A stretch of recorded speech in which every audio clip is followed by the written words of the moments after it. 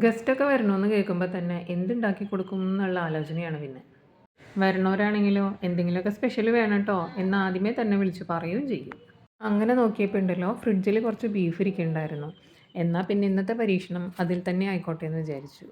കുറച്ച് ഇഞ്ചി വെളുത്തുള്ളി പച്ചമുളക് ചതച്ചതും മസാലപ്പൊടികളും കുരുമുളക് പൊടിയും പിന്നെ കുറച്ച് പട്ട ഗ്രാമ്പൂ ഏലക്ക പെരുംജീരകം ഇതെല്ലാം കൂടെ ഒന്ന് ചതച്ചതും കൂടെ ചേർത്ത് ബീഫ് ഒരു അരമണിക്കൂർ മാരിനേറ്റ് ചെയ്ത് വെച്ച് ഒരു അര കപ്പ് വെള്ളം കൂടെ ചേർത്തിട്ട് നന്നായിട്ട് വേവിച്ചെടുക്കാം.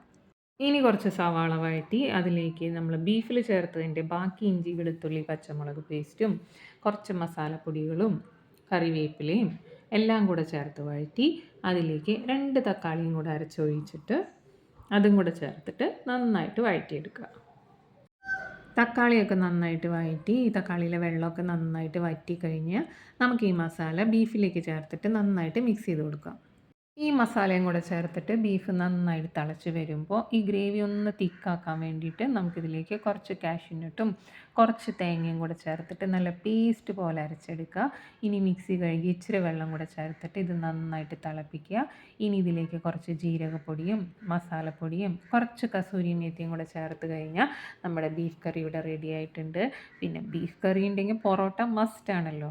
പക്ഷേ പൊറോട്ടയുടെ കൂടെ മാത്രമല്ല ചപ്പാത്തിയുടെ കൂടെ ആയാലും ഇടിയപ്പത്തിൻ്റെ കൂടെ ആയാലും പുട്ടിൻ്റെ കൂടെ ആയാലും ഒരു സൂപ്പർ കോമ്പിനേഷനാണ്. അപ്പോൾ എല്ലാവരും ട്രൈ ചെയ്യുക. Thank you.